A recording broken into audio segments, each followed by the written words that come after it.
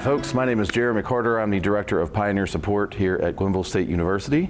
Earlier this month, September 19th and 20th, the First2 Network, which is a collaborative consortium sponsored by the National Science Foundation, hosted an academic coaching workshop where we brought together faculty, staff, and students, most importantly, from institutions across the state, from Fairmont State University, from West Virginia University Institute of Technology, from Blue Ridge Community Technical College, and from Marshall University and WVU. Students and faculty and staff came to our campus to participate in an academic coaching workshop where we talked about active listening and better methods to help people through difficult situations. What you're going to see now is an improvised role-playing session between me, Jeremy, and our facilitator, Sherry Mitchell, who is from a company called Life Coach. We improvise a counseling session between her and I, an academic counseling session, and we hope that you use this as a good learning opportunity for you in your professional setting or your educational setting. Enjoy. Hey Jeremy, how's it going? Okay, I guess. Okay. Yep, I'm just really busy. I don't have any time. It didn't sound like a real confident, okay. Yeah, I'm not really doing that well. I've had no time in my life at all to spare, so I just feel really stuck, kind of trapped, you know? Okay. Yeah, I don't really know what to do. Okay, when you say you don't know what to do, can I have a little more information?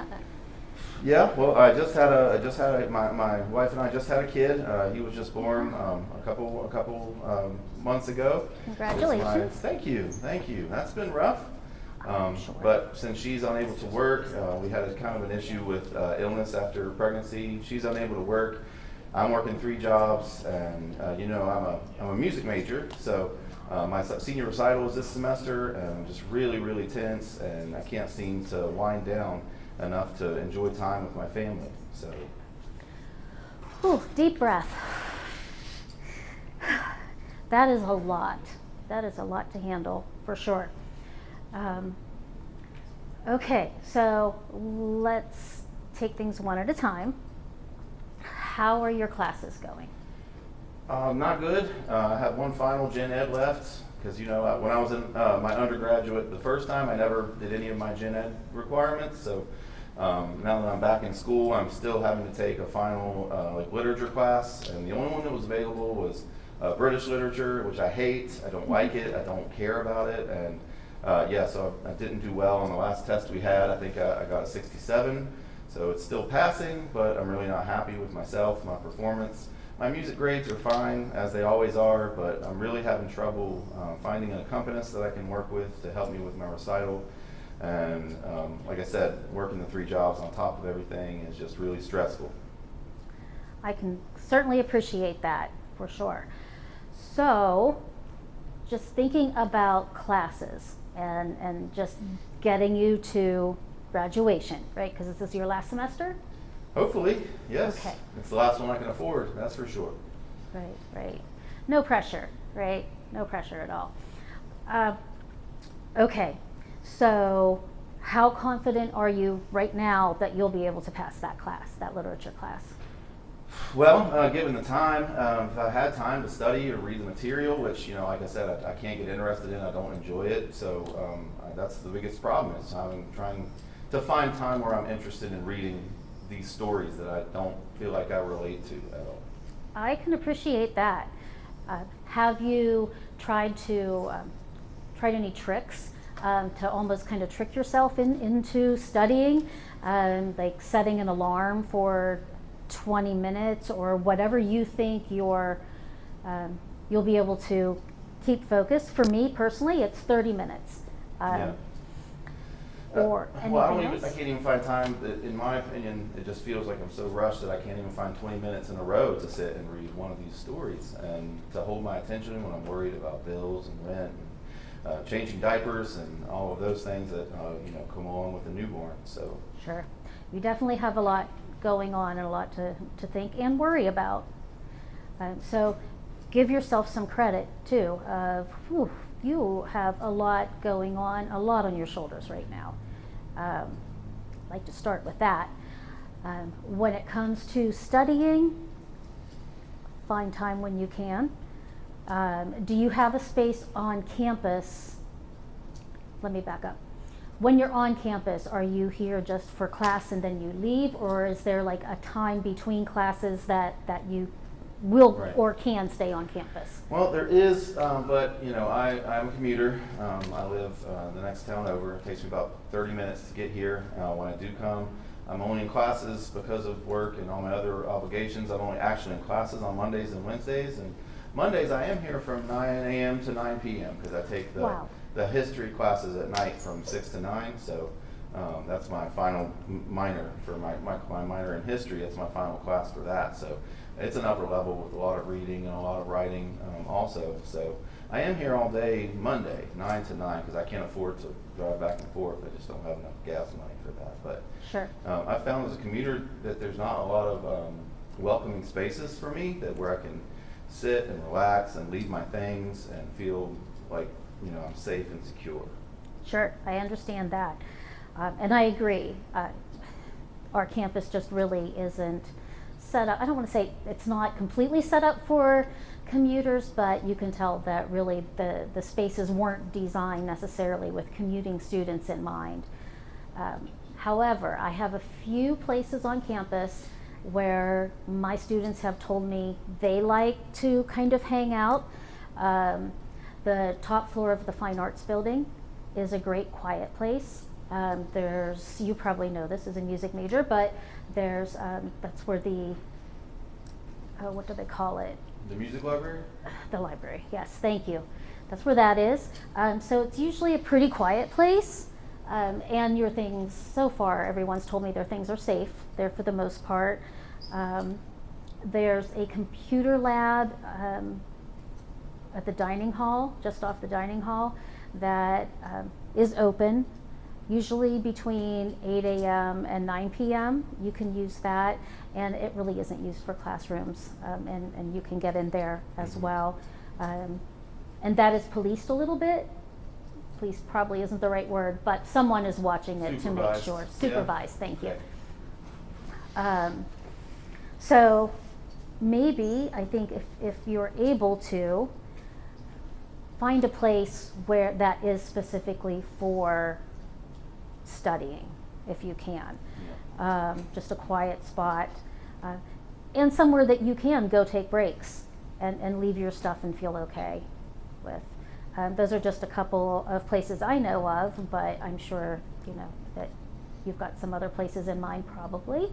I'd hate to see you sitting in your car That's what I do between mostly, classes. is sit in my car for a few hours and try to get a nap, but in September it's still pretty hot, so that's hard to do. For sure, definitely.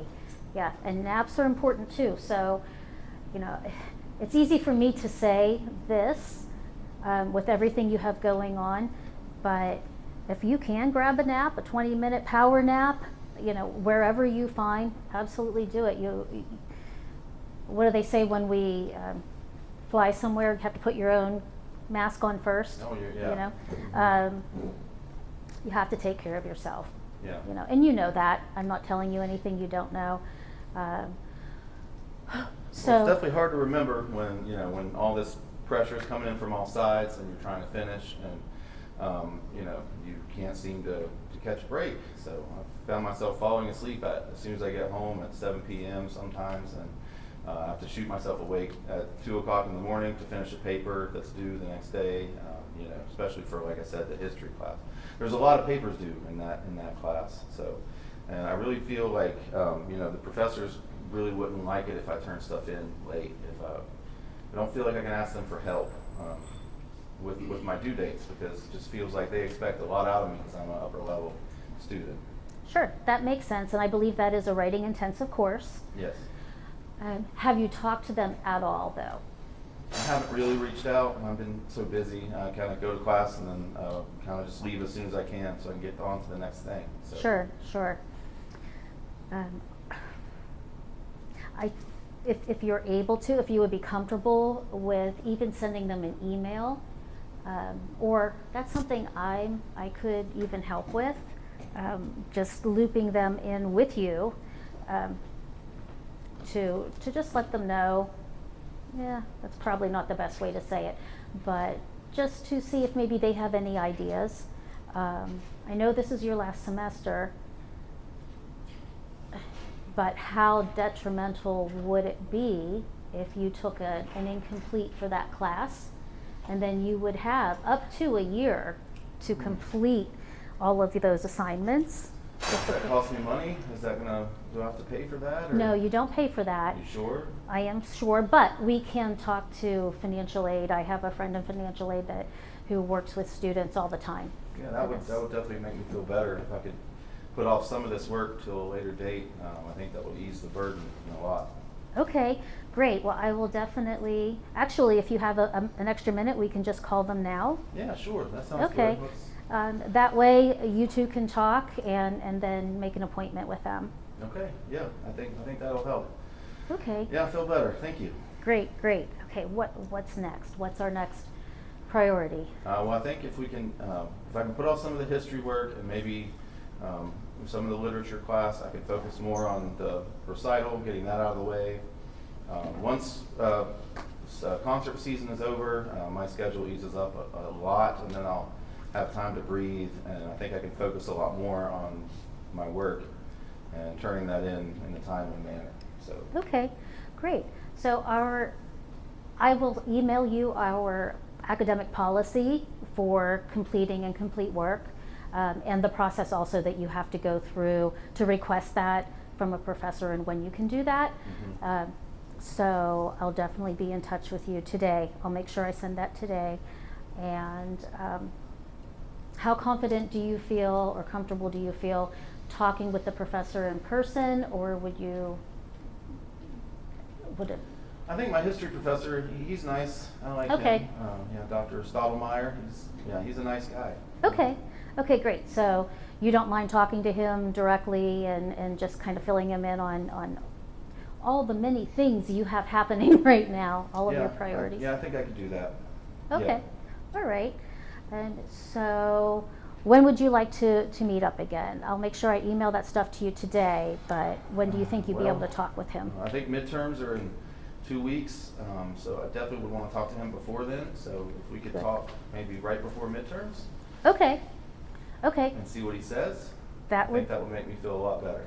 Fantastic. Okay. And then I will send you my Calendly link again, and then we can meet up after you talk with him, just because I want to know. I care about you, and I want to make sure that you're able to prioritize the important things. I mean, you had a baby, so that's important too. My wife had a baby. Your wife had a baby. Yeah. You helped a little. I did. I definitely gained the sympathy weight. Absolutely. But I want you. It's important for you both together to enjoy and appreciate this time too. So I'd hate to see you overwhelmed with something that we can kind of take off your plate temporarily. Okay. All right. Yeah, I'm glad I came to see you. Thank you. That makes me feel a lot better. Great. Glad to hear it. I'll go Thank do you. what I got to do, and we'll get together in a couple of weeks. I'll fill out your link today. So. Okay. Sounds great. Thank you. See you. So.